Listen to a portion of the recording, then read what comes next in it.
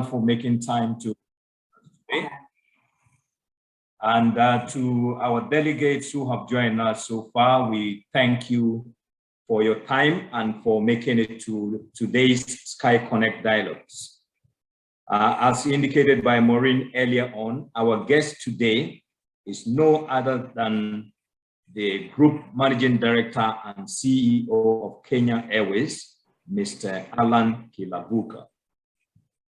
Ladies and gentlemen, in today's discussion, as in previous ones, you have the opportunity to also participate through questions. Please send your questions on the Q&A tab and we will pick them up, and our guest will graciously respond to you. Also, note that this session is going to run for approximately 1 hour, not more. And that is why we kick and start now instead of waiting for many more people to join. They'll join as we go along. And as usual, at any point in time, if you have a point, just put it in the Q&A tab or the comment box, and we will the chat box, and then we will pick it up and deal with it appropriately. Ladies and gentlemen, in our today's SkyConnect discussions, my guest would actually be sharing some thoughts on, first of all, the state of the air transport recovery in Africa, his views on some elements of that. Then we would look at the airline consolidation. As some of you may have been aware, my guest is the leader of the African airline consolidation renaissance. That is how I term him. And he would be sharing some thoughts with us on what it is that he is out to achieve for the African aviation industry through consolidation, where we are, and the next steps going forward. We are also going to touch briefly on how we can, in the view of air transport resuming growth, to see how we can fill some of the leadership voids that currently exist. He'll share some thoughts with us on that. Then we look at the single African air transport market and the continental free trade area. And last but not the least, our guest will share with us his views about the relationship between KQ and the airline body of Africa, AFRAA. Then we take his final thoughts. Ladies and gentlemen, if you are ready, please sit right, fasten your seatbelt, and listen carefully to my guest today, Mr. Allan Kilavuka, CEO, Kenya Airways. Mr. Kilavuka, you're welcome to the show. Thank you very much, Raphael, and thank you very much for inviting me to this very important discussion, Africa SkyConnect. Very glad to be here. My pleasure, my pleasure. So first of all, just so that some of our guests may not probably know you very well, just in a minute or two, if you can just tell us about who Allan is and what you're up to in Kenya Airways, that would help. Thank you. Thank you, Raphael. Yeah, I will do that in 2 minutes. I think that will be sufficient time for me to say that, first of all, I am privileged to serve as the Group Managing Director and CEO of the Kenya Airways Group. And I've been doing this for the last 2 years, 2 and something years. Before that, I was with the Jumbo Jet, which is a subsidiary to Kenya Airways. And before that, I was with General Electric in the Africa office, where I did a couple of roles, and was also in different countries, worked in different countries. And before that, I was trained as an accountant. So I'm an accountant by training, but I am very excited to be in this industry, which is a very rapid changing industry. A lot of expectations that have been placed on our shoulders here at Kenya Airways to try and lead from the front and change the fortunes of this great company, and also contribute to the economic and social development within our great continent. Oh, and then you said about myself, of course, I will not be, I will add to say that I am married to a wonderful wife, and we have been blessed with 3 children. One is a young adult and the other 2 are teenagers. And then apart from that, I love hiking is one of my great hobbies. I like reading a lot, and I'm really just enjoying discussions like this ones that enrich me and grow me. So that's me. Oh, great. Thank you so much. So you're not new to this industry. You've actually been around for a while. I haven't moved from Jumbo Jet to Kenya Airways, and having done over 2 years since you joined Kenya Airways. That's great. Now, I think you just joined Kenya Airways in the heat of COVID-19. And the industry saw the worst of its performance during the COVID period. As the industry begins to recover, what are the signals you are picking on the industry recovery, and how ready is Africa for this new turn of events? Yeah. So what am I seeing? So it's a mixed bag. There's a good news and a not so good news. The good news is that the trajectory is going in the right direction. We are seeing more and more people traveling. We are seeing in some instances certain routes outperforming 2019. We are seeing the forward bookings looking very, very promising. And then when we look at the signals outside Africa, you see that they are very inviting, because in places like, for example, North America, the domestic traffic is in fact surpassed the 2019 numbers. And we would say the same thing in some Asian countries. International traffic, not as much. Now, the not so good news is in Africa, we are lagging behind the rest of the world. And you see that, for example, domestic travel is small in Africa. And particularly if I look at the Kenyan market, we only have 15% of our traffic is domestic. Yes, it seems to have recovered probably 85% or even slightly more than that, but it's only 15% of our market. International traffic is trailing behind what we see in other continents, which is a shame. People have attributed it mainly to maybe the low vaccination rates. I would attribute it mainly to the economic state of our countries and the buying and purchasing power of our citizens. I would attribute it to. So that is the general recovery process. Raf, I don't know whether you want me to go ahead and talk about what I see as the new trends, or. Yeah, please go ahead. Tell us about what the trends are, and whether we actually responding appropriately as African nation. Yeah, I mean, I would say, because you've had this, it's become a cliche, the new normal that people keep talking about. And I would say that, yes, there is a lot of new demands, particularly from the traveling public. Initially, very, very sensitive in terms of hygiene factors of travel. So wanting extra precaution. They're very, we see that passengers are looking for cleaner cabins, cleaner airports. They're looking for more direct connections so they can avoid connecting traffic as much as possible. So the more direct the flights, the more the city fares, the better for the traveling public. And just not only because of the pandemic, but the trend worldwide has been automation, relying on digital tools, relying on technology and innovation, contactless technology, and so on, to further the experience of our customers. And on the part of the airline, relying on data to predict customer behavior and artificial intelligence to help us make decisions. So those are the things that we see. Of course, I have mentioned before, we had so many airlines competing amongst ourselves with a low traffic, high competition, low yields. It is straining airlines quite a bit because there's overcapacity.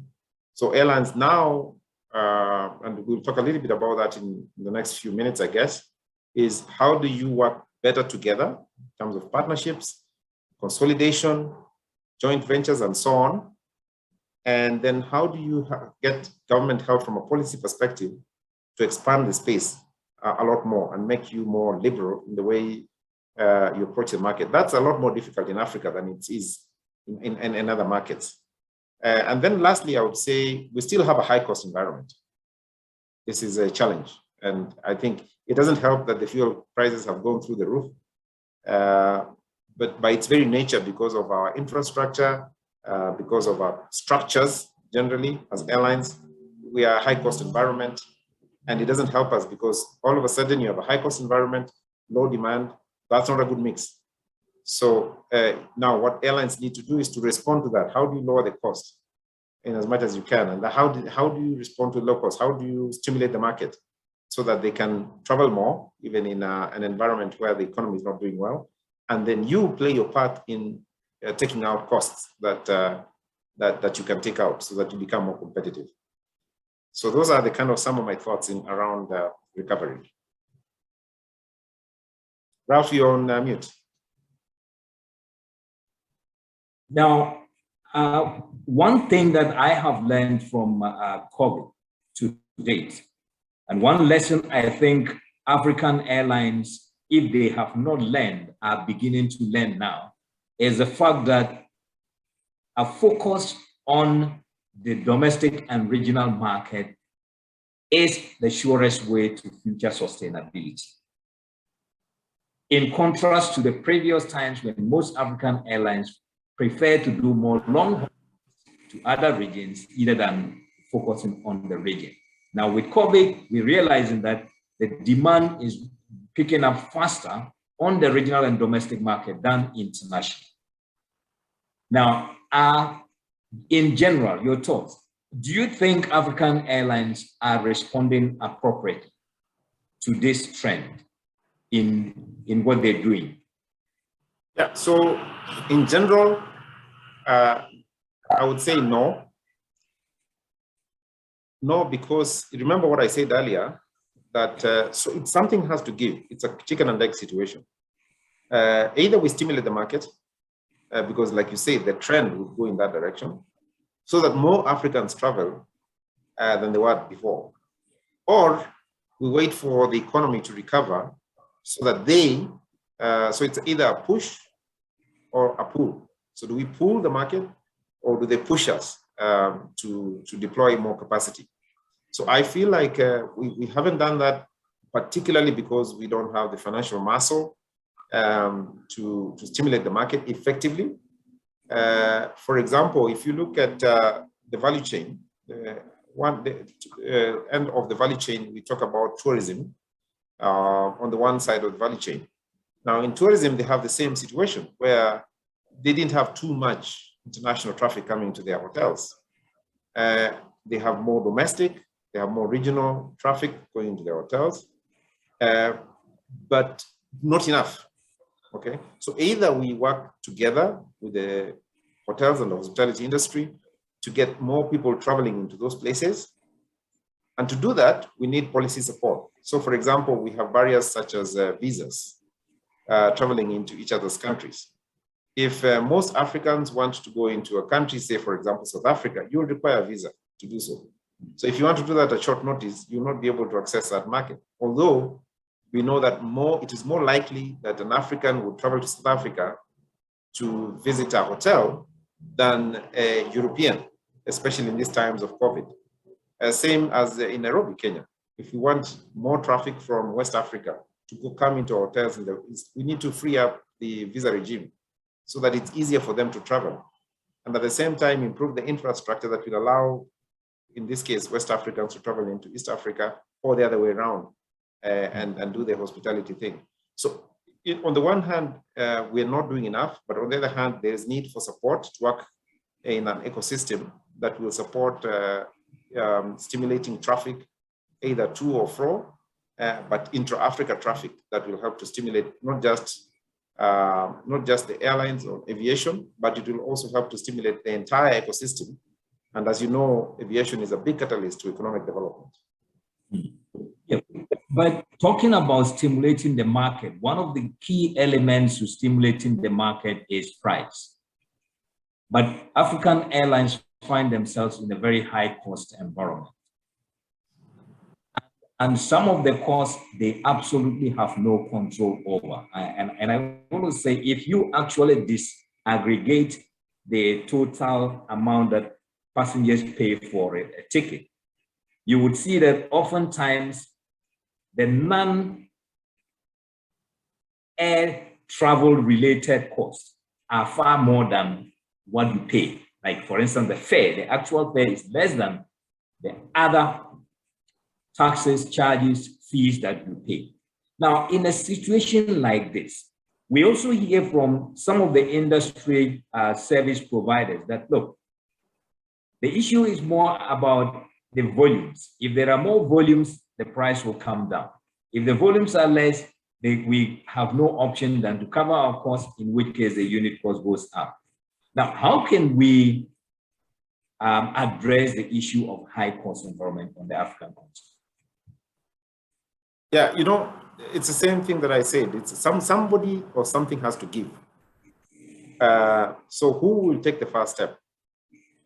First of all, will you improve the infrastructure so that you create more availability for people to travel? Or will you restrict the infrastructure and therefore it stifles ability or need for people to want to grow?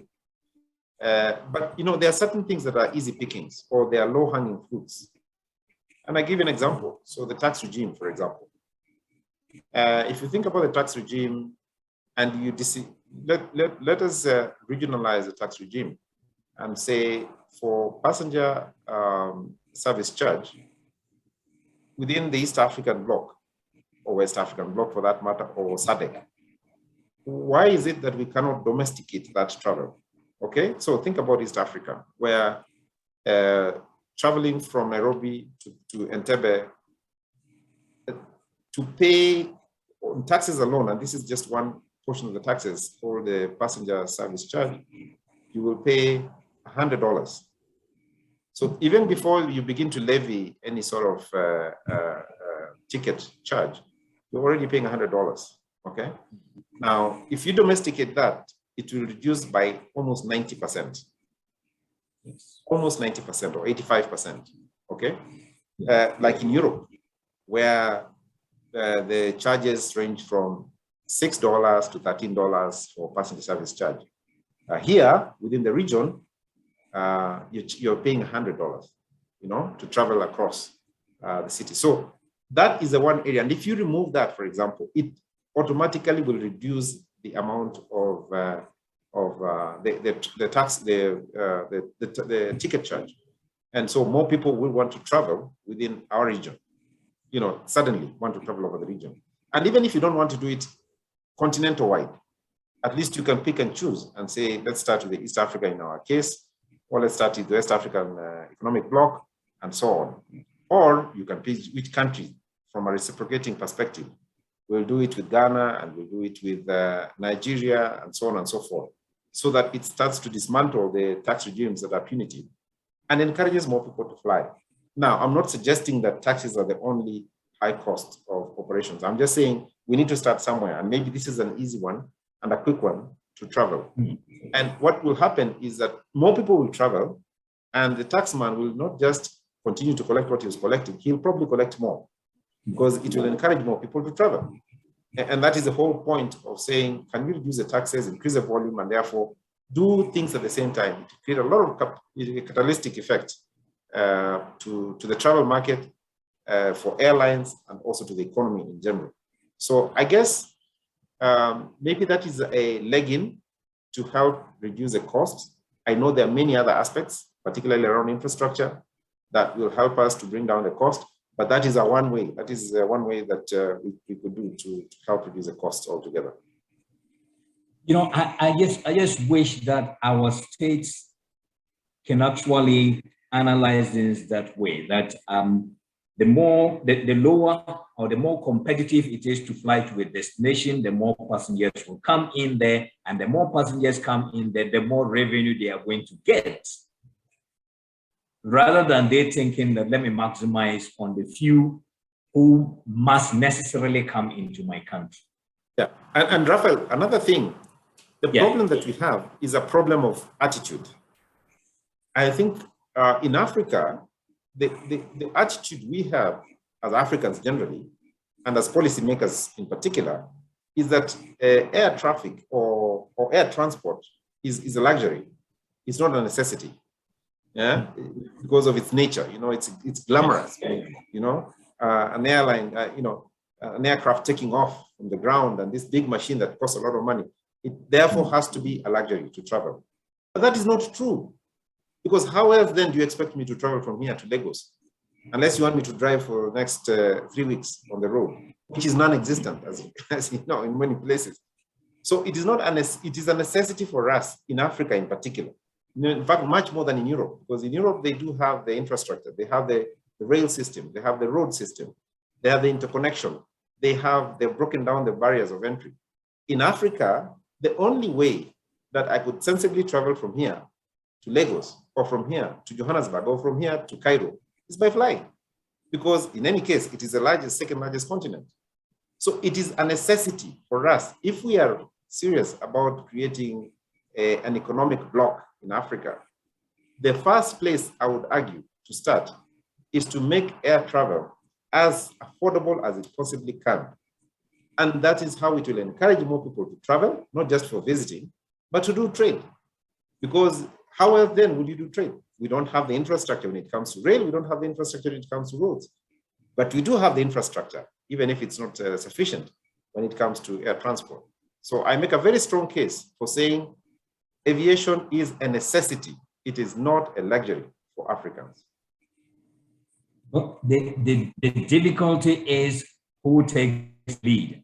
I'm sure many of the states have had this over and over again. And for some of the countries, the business case is proving, but the temptation to supplement the revenue sources of their treasury, the national treasuries, from taxes from aviation is more tempting than actually try something which they have not been able, which they are not sure whether it will work or not. But I always say that I just wish we could have a couple of African countries that will say, okay, look, let me try this one and see how it goes. And I'm sure they would be pleasantly surprised. And by the time other countries begin to come on board, they would have already taken the lead in terms of development of their hubs and being a preferred destination for many passengers. But as we are talking about the high cost environment, I also think that one of the elements that African aviation is confronted with is the issue of the number and quality of our leaders. You would appreciate that we don't seem to be developing a lot of younger people to actually support the potential growth that we are seeing. At least that is what I am seeing. And it could vary from country to country, from an aviation sector to aviation sector, but generally they don't seem to be like a conscious effort at a continental or sub-regional level to actually develop the leadership we need for now and for the future. What do you think is the problem and how do we deal with it? Yes, this is a very big topic and somewhat controversial, but I'm okay to have that discussion because the issue around leadership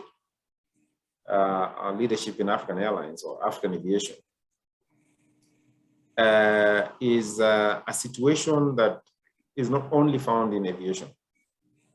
So you mentioned in passing, I think I heard you talk about Saturn, I had you mention about, if I'm not mistaken, about the Africa Continental Free Trade Area, and many lofty ideas. For example, the travel pass. I mean, I'm going to jump and skip to different things so that I demonstrate something here. The travel pass, African travel pass, if I remember correctly, the first organization that came up with the travel pass was none other than the African Union, CDC. It was the first in the world to come up with a travel pass. Why it did not gain traction, you know, is something we need to ask and really introspect. Because this is something that we initiated, we came up with first, but other travel passes have come and they have gained a lot of traction and they look a lot more formidable. So if you are to stop someone in the street and say, who was the first person to come up with a travel pass after COVID, they will probably tell you someone in Europe. The truth is, like I said, it was the Africa CDC. And I remember attending the call and we were very proud of them when we said, you have introduced this, let us roll it out. Well, we didn't. Or if we did, it was not effective. And you take a lot of examples. Talk about the African Union, which has been there for a long time now. Fantastic idea of bringing up 54 countries. You know, build up a strong economic bloc of diverse strengths.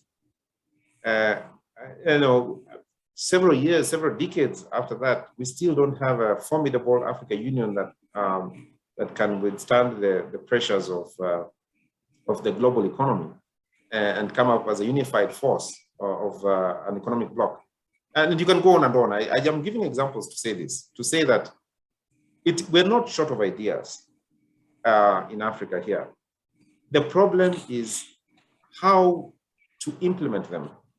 In fact, I will quote Chinua Achebe, who's a famous African writer, who said, the problem in Africa is a problem of leadership. There's a crisis of leadership, of taking an idea that is a good idea, and we have fantastic, brilliant, many ideas, and making sure that it is seen to the end of that idea. We see to the end of that idea. So we have a lot of failed projects. We will talk about the Pan-African Airline, for example, fantastic project that was started way before any other consolidator came up with in aviation, but it's a failed project. The East African Airways, another one. And we can go on and name them. Ralph, the point I'm making is this, is what you see in aviation is a replica of what you see in society, okay? So many African leaders have come up with, you know, universities, and I'm sure there's a fantastic one in Accra, by the way. Universities that really talk to how do we train Africans to be effective leaders in every sphere of life, so that we can implement projects that we conceive, ideas that we have that are homegrown, okay, and be courageous enough to take them to fruition. So on top of that, that's a general comment. But on top of that, I will add to say this: that, as you know, aviation is extremely complex by its very nature, because of the high capital intensity, labor intensity, the jurisdictions, different jurisdictions, forex, the requirement for us to be safe, so very highly regulated, a lot of skill required, and so on and so forth. And when I look at my own airline, and I look at my own people, and I look at the skill that they have fantastic skill.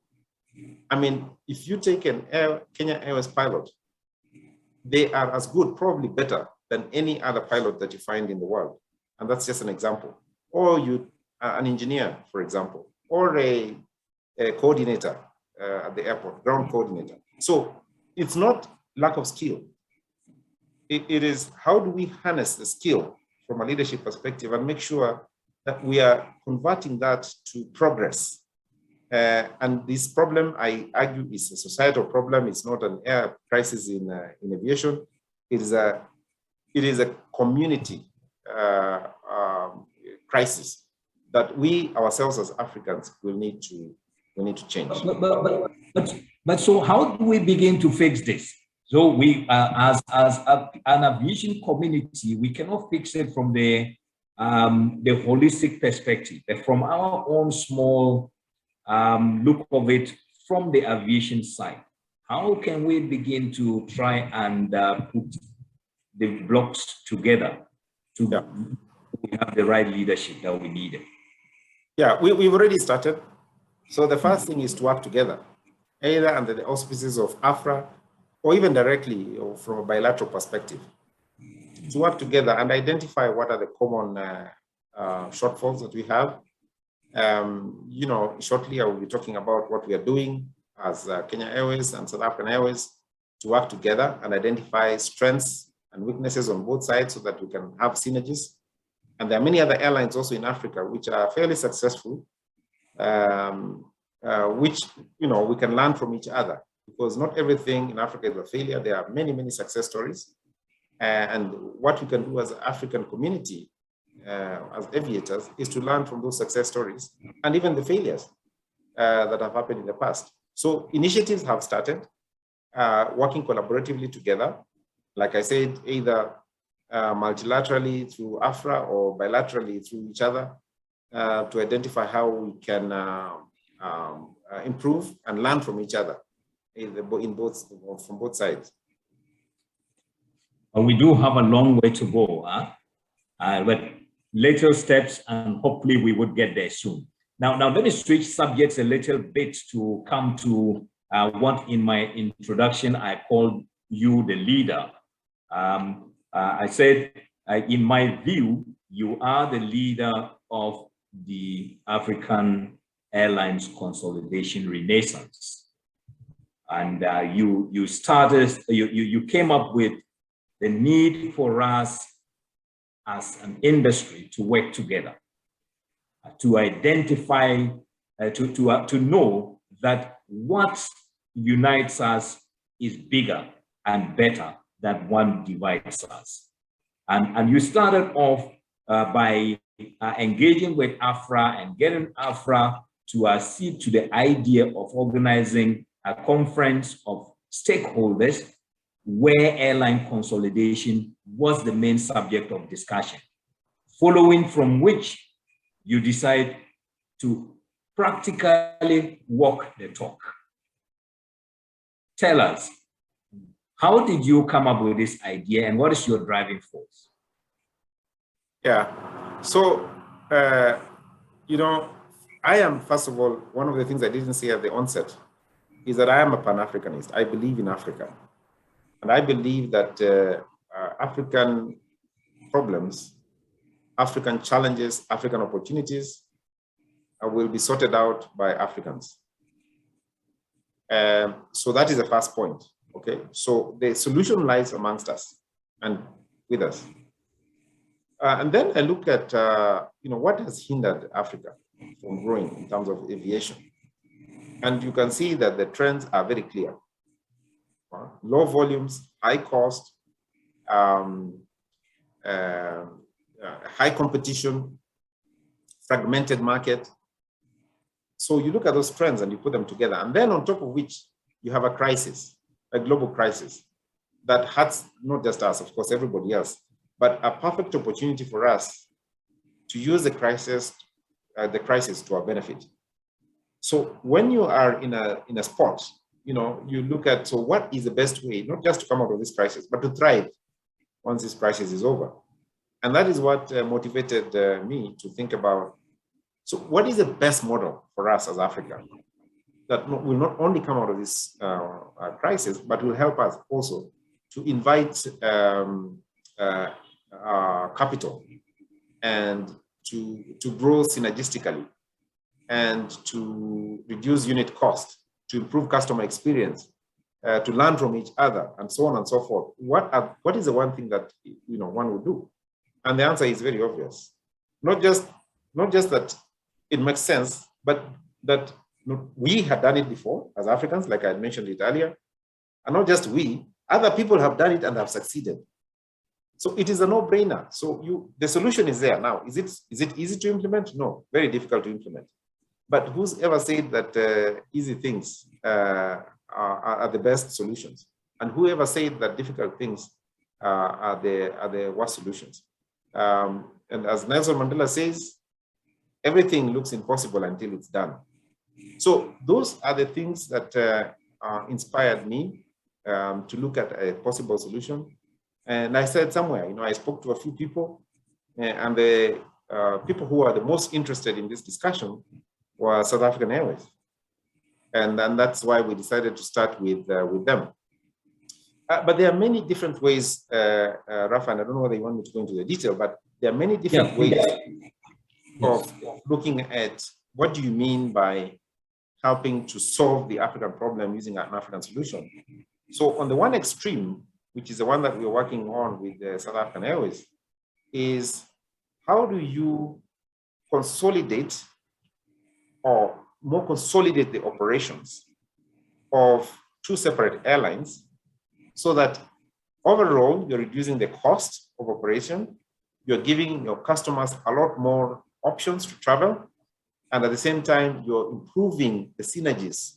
In other words, what is strong on one side and the other one that is strong on the other side, and kind of consolidating them. That's the one extreme. On the other extreme is simply to make sure that you have as many connection points as possible through interlines, through code sharing, and so on. And in the middle is what we did with Congo Airways, which is we have a capacity, you have a need. So Congo Airways have a need domestically. We have capacity in terms of we have the pilots and we have the equipment. So how can we work together, satisfy your need for people to travel within a very large country, and at the same time utilize equipment that was under capacity? So we did that very successfully for the last 6 months, and we proved the concept. Now the idea is how do we take it to the next level?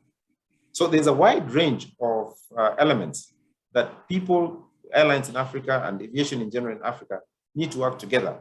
And we have, using this process, we have identified areas.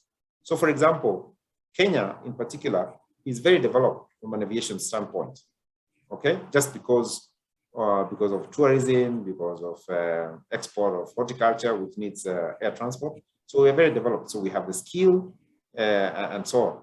Now, how can we as Kenya, forget even about Kenya Airways, but Kenya, support others who want to grow in that area as well? Either through their regulators, make sure their regulators are upskilled, or their operators, how they are upskilled, and make sure they are improving security levels, improving the operational efficiencies. How can we do that? And I'm just using Kenya as an example. There are many others that have also similar skill, for example. So that is a spectrum. Now, if I go directly to the South African situation, Kenya-South African situation, we look at the two hubs. So one in the east, another one in the south. How do we, and these are very busy hubs, how do you make sure that these two hubs are used as efficiently as possible, not just for the purposes of our passengers, but for purposes of growing those hubs? In addition, we have equipment. How do we make sure that this equipment that we have, both in Kenya and in South Africa, is used as efficiently as possible, again, to reduce the overall cost? In addition, we do have engineers, they have engineers, we have pilots, they have pilots. What can we do together that will make sense? And again, make it as efficient as possible for us to maintain our equipment and train our people. So those are the things that we look at. Now, at the same time, we know that people are very nationalistic in nature, and they want to continue seeing South African flying, they want to see Kenya Airways flying, and any other airline that will join this Pan-African movement. And so you can continue flying under your own flag, we can continue flying under our own flag, but in the background, we have all these consolidation and partnerships that will help us to overall improve connectivity and reduce cost. So that is really the thinking. And it sounds easy when I say it this way, but of course there are many ifs and buts that we're working through. Yeah, I know it's a tough nut to crack, but you are making some progress. So how far have you gone in your deal with South African Airways? Because the last time I read about you making a comment on this subject, I was told that you're now at a point where you're looking for a third partner in West Africa. Where are we? Yeah, so we divided this into 3 phases. So phase one, it's called a conceptual stage, where we have come up with the concept, we've solved the concept. Then what we're now doing is to look at the quick wins, the areas of cooperation that the two airlines can do even without doing the full consolidation. So we are currently working on those. It's a list of items. I think the last one that you saw is launch access. So you can access a lounge, South African Airways in South Africa, and eventually when they come to Nairobi, we'll have the same situation. But those are easy ones to work through. And the idea there is to already start to see how the two airlines can work together. And then eventually, look at immunizing the two airlines from competition laws, so that, when we do things, we're doing things above board. So that is phase one, which we hope that we'll finish by the end of this year. Then we kick off on phase two. And phase two kicks off from not just concept, now drawing up the intended look and feel of the Pan-African Airline Group. And then start implementing that Pan-African Airline Group. So how many airlines are going to sit under this Pan-African Airline Group? We've already identified the anchor airlines, which is South African and Kenya. And then, is that sufficient? Should we need more? And so on. And then how is that structure going to look like from a capital perspective? Do we need more equity? Where is it going to come from? Then we do the roadshows to make sure that all the stakeholders that we have, both airlines, clearly understand how that's looking like, when it's going to play out, and the point at which we will eventually have a fully fledged Pan-African Airline Group. So again, that we intend to end by 2023. So by the end of 2023, everything is set in motion, that most things are concluded in terms of structure, and hopefully even ownership is agreed, and scheduling, networks, equipment, all that agreed by end of 2023. That's end of next year. And then from there on, we continue, we start operating, or we continue operating as an airline group, and we start celebrating. And actually, I foresee a situation where, as an airline group, we would now push the agenda for Saturn, because we've been in a position to do that as a Pan-African Airline Group. To push that agenda and push for liberalization and do it effectively from our perspective. Wow. I think, well, this is actually in the spirit of SATAM, indeed. And this is what SATAM can open doors for African airlines to do, especially as we collapse the borders of bilateral air services agreements and make it much easier to fly across countries. A consolidation of an airline of this magnitude would definitely do the trick and would help African airlines. But just tell me, you mentioned earlier on about the past that is guiding you into the future. Are you drawing some lessons from the past that are actually shaping, ensuring that in this drive, you do not fall into the traps that earlier consolidation or earlier partnerships fell in and did not last? Yes, very good question. And the short answer is yes. I'll give you one specific example. So AFRAA and East African Airways. What is the one thing that is common between the two airlines? What made them collapse? And the simple answer is politics, or political interference, if you want to put it more succinctly, where the governments of those various countries saw this as a political project more than a commercial enterprise or an enterprise that supports the economy. It was more of a something that would help them politically beat their chest. And you see, in the case of AFRAA, for example, fantastic idea. Way ahead of its time, way ahead of its time.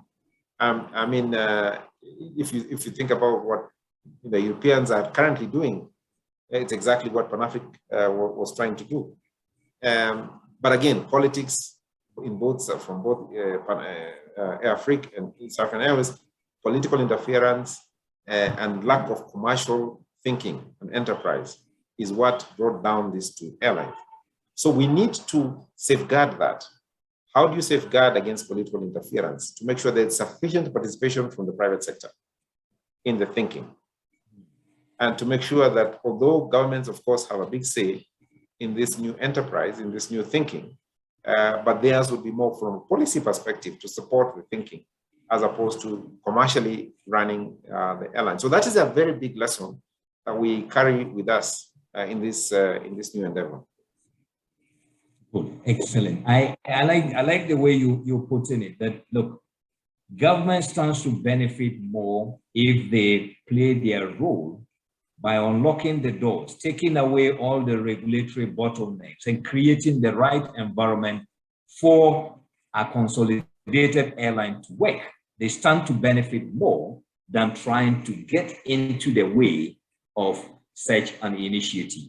We just do hope that as you go along, you will continue to engage with governments and reassure them that their share of the cake would be reserved for them at the end of the day. They don't need to be in there to get their fair share. Now, on a slightly different note, have you identified a West African partner yet? Not yet. That comment was made actually by one of our chairmen. It is more, no, we haven't. We're not actually actively looking for one. But what we are saying is that we will, in due course, be interesting on our West African airline. And what you need to just think about is it's not an exclusive club. What we're thinking about is not an exclusive club of South Africa, Kenya, and West Africa. It's not really an exclusive club. There is need to have as many airlines as possible, because what that helps is, again, consolidating, tightening up the space, not making it a monopoly, but making it a lot more efficient to operate and to coordinate the networks. So if an airline in any other area is interested, and some have, by the way, I'll tell you this for sure, some have registered their interest in this group, we will incorporate them. What we want to do to start with is to prove the concept, because it's hard enough to have the two airlines together. But then once we've done that, then it should be easier for us to incorporate the rest of them. Oh, great.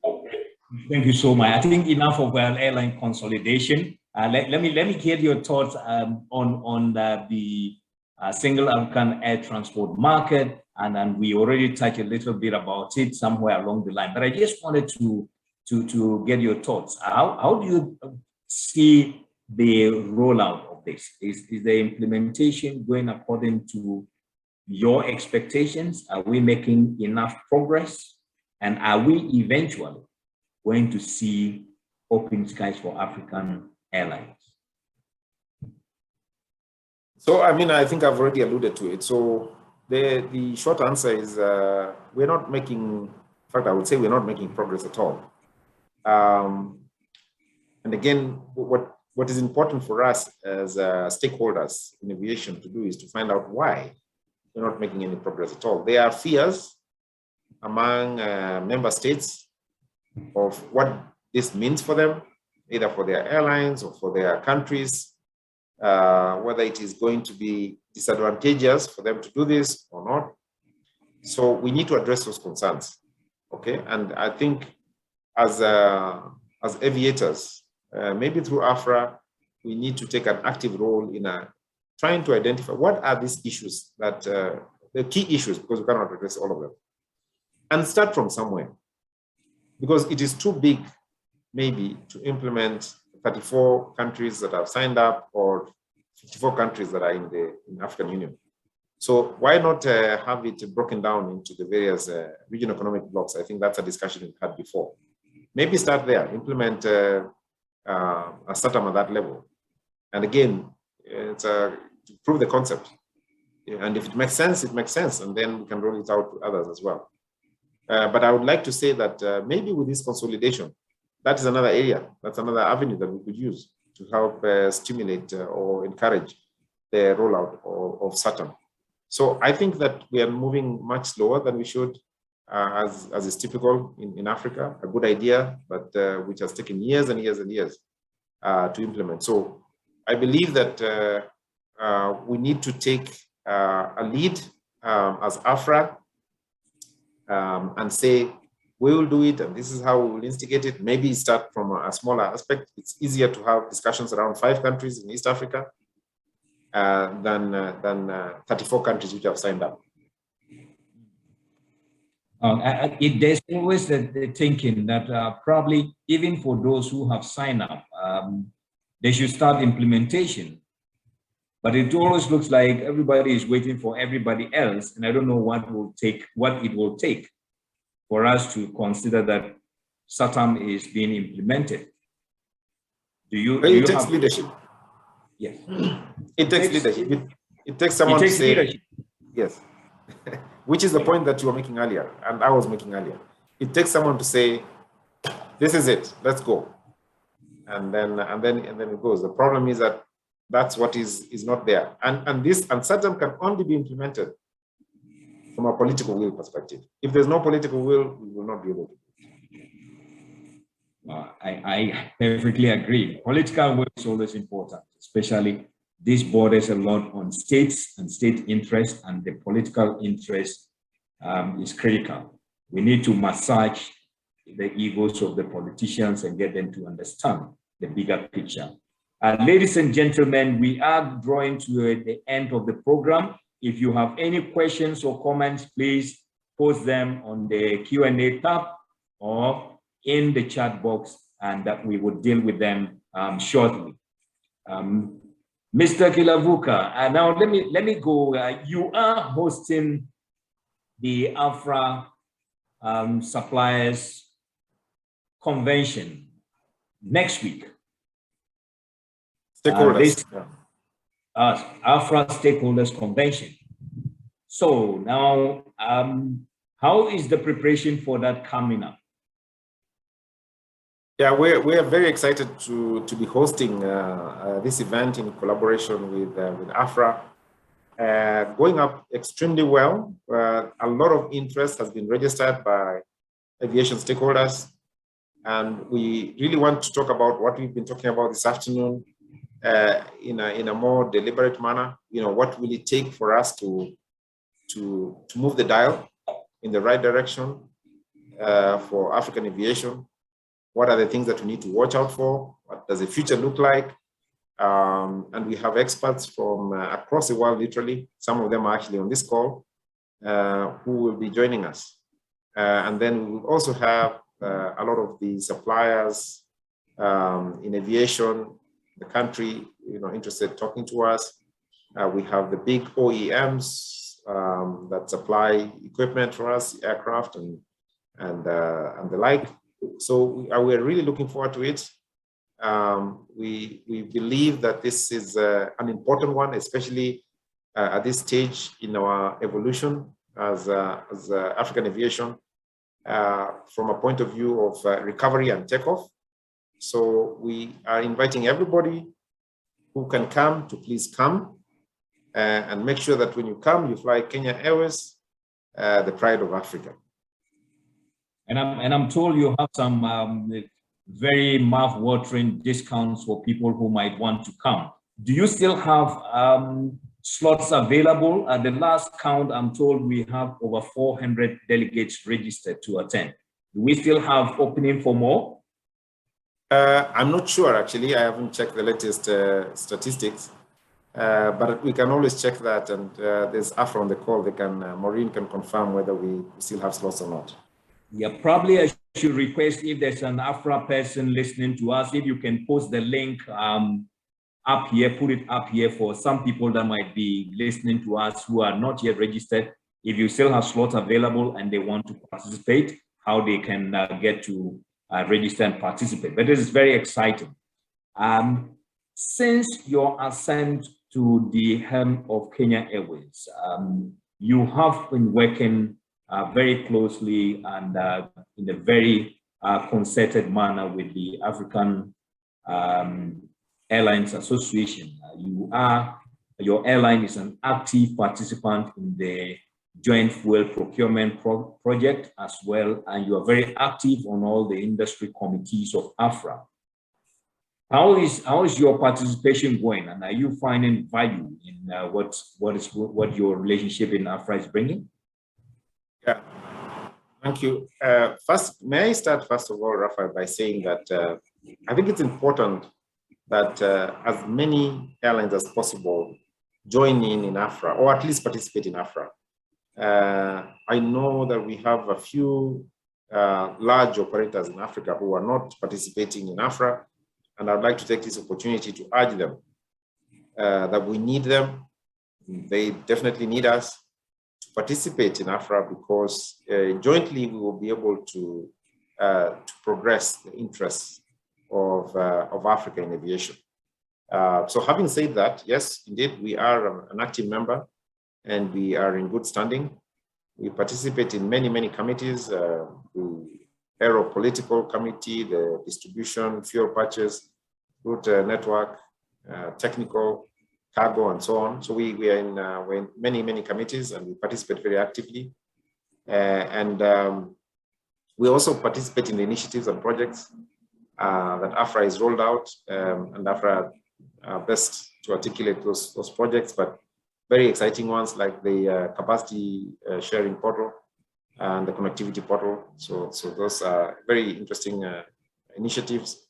Also, I am part of the AFRAA Executive Committee, which then determines the top organ making authority in AFRAA, and then also just participate in quarterly, monthly, and conferences like the one that's coming up in Africa. So we found it extremely useful, sharing our thoughts, learning from others, helping to advance the thoughts around African aviation. Wow, great. Thank you so much for that. Now, before I let you go, we ran out of time. Before I let you go, can you give me your final thought to the African aviation community in general, and to our delegates who are listening to us now? Any message that you want to pass on? Yeah. So I want to repeat what I said earlier, Ralph, to say that aviation in Africa in particular and generally is not a luxury. It is extremely important. And I know there are many initiatives that are taking place in terms of environmental sustainability to reduce emissions and go towards net zero, zero carbon emissions. And that's fine, and we participate and fully support that. But in terms of development and being a catalyst to bringing the dream of the African growth story, aviation is absolutely critical and important for us. So for me, I would really like that we think about it that way, talk about it that way, and help people to understand the importance that aviation plays in the African growth story. We are 4% of the GDPs in most countries. In some, like in Ethiopia, it's probably 10%. And so that only helps to tell you that in terms of sector, it is one of the biggest sectors in terms of instigating or stimulating economies in Africa. So very important economy. So we need to safeguard it with our lives to make sure that we are helping this continent grow economically. But with that, I also want to thank you and AFRAA for inviting me to share my thoughts and to learn through this process. And all I can say is we as Kenya Airways are committed to participate in the sustainable development of Africa. Thank you very much. Ladies and gentlemen, I see no questions or comments online by any of our delegates. So on behalf of all of you who are participating at this session, I would want to thank Mr. Allan Kilavuka, Group Managing Director and CEO of Kenya Airways, for taking your time to be with us this afternoon and sharing so much light on a number of critical issues bordering on the aviation industry. We thank you for your time, and I wish to thank all delegates for also making time to join us at this session. Look forward to the next one and at the beginning of June this year. Thank you very much, and I wish you all a nice day. Bye-bye for now. Take care. Bye.